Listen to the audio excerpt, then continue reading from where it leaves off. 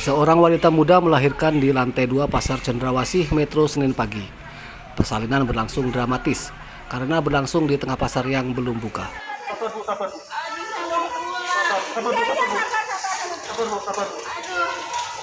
Persalinan di atas meja lapak pedagang ini direkam warga.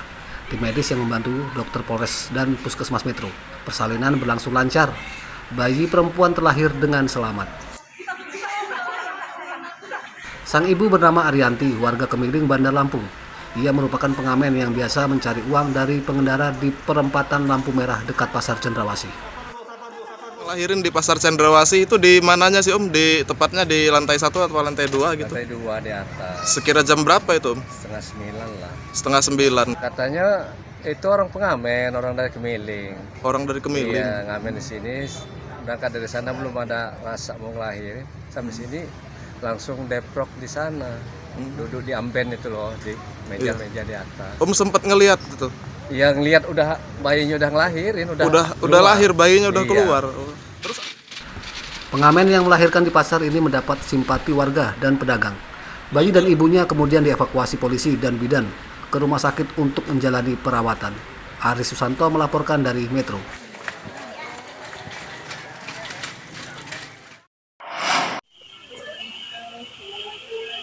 Pencurian di tempat ibadah kian merajalela. Selasa siang, pengurus Masjid Al-Khairi di Desa Kejayaan, Kecamatan Telang Padang, Tanggamus dikejutkan dengan hilangnya uang dalam kotak amal.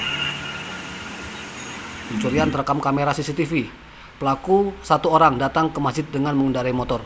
Pelaku awalnya menuju tempat wudhu dan masuk masjid berpura-pura akan sholat. Karena sedang sepi jemaah, pelaku dengan leluasa mencuri uang dalam kotak amal. Pelaku memecahkan kaca kotak amal dengan obeng.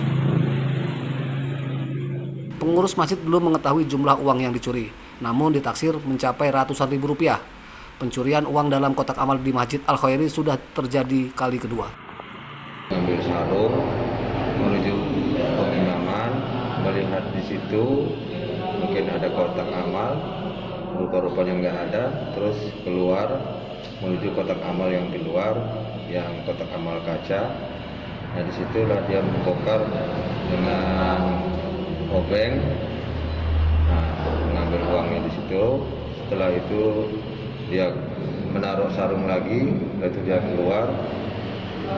Namun sebelumnya pernah juga terjadi kotak amal ini sebelum kita memasang CCTV. Pencurian sudah dilaporkan ke Polsek Telang Padang, Tanggamus. Pengurus masjid memberikan rekaman CCTV untuk membantu polisi mengenali identitas pelaku. Pengurus masjid meminta polisi segera menangkap pelaku. Andri Kurniawan melaporkan dari Tanggamus.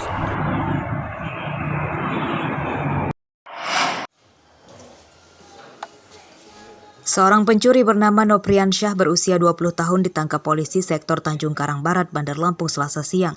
Tersangka ditangkap di rumahnya di Kelurahan Kelapa 3 tanpa melakukan perlawanan. Dan sekarang tersangka sudah diamankan. Pemuda pengangguran ini ditangkap setelah membobol rumah pada malam hari saat korbannya sedang tidur.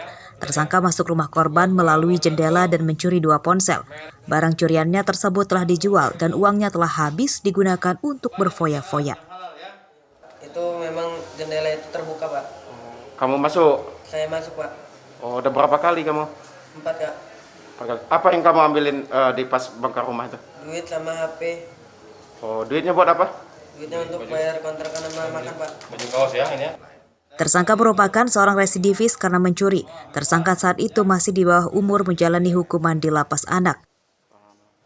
Melaporkan telah kehilangan HP sebanyak 2 buah ya, benar ya?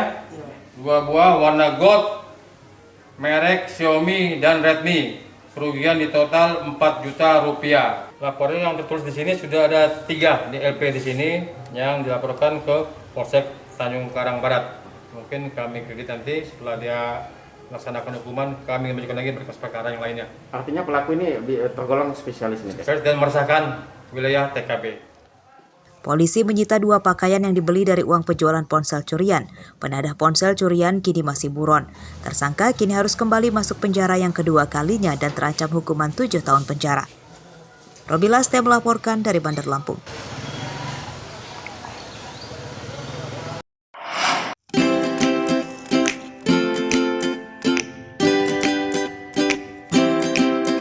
Seorang warga desa Penawarejo, Kecamatan Banjarmargo, Tulang Bawang bernama Bandot memanfaatkan perkarangan rumahnya untuk menanam sayur mayur.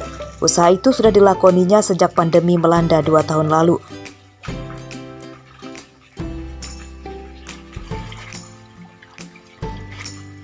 Menurut Bandot, usaha budidaya sayur mayur sangat menjanjikan secara ekonomi. Ia bisa mendapat tambahan penghasilan untuk rumah tangga karena sebelumnya ia hanya bekerja sebagai buruh serabutan.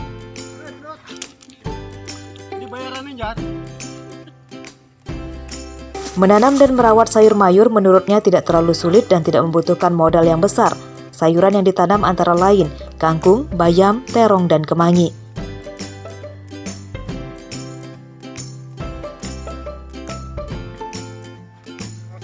Dari lahan seluas 10 x 30 meter persegi, Bandot bisa panen setiap hari. Ia pun bisa menjual hingga 300 ikat sayuran dengan harga hingga Rp1.100 per ikatnya. Pembeli kadang datang langsung ke rumahnya atau ia mengantarnya ke pasar. Kalau harga sayuran hari ini masih stabil 1.100 kita setor. Kalau pentenggolak nggak tahu berapa jualnya. Sebagai petani segitu sebenarnya stabil loh Pak. Sebab stabil gimana? Pupuknya mahal. Tuh. Usaha yang dirintis bersama istri dan anaknya tersebut akan diperluas dengan tambahan modal dari uang simpanannya. Ia pun berharap ada perhatian pemerintah membantu permodalan dan pemasaran lebih luas. Mustaqim melaporkan dari Tulang Bawang.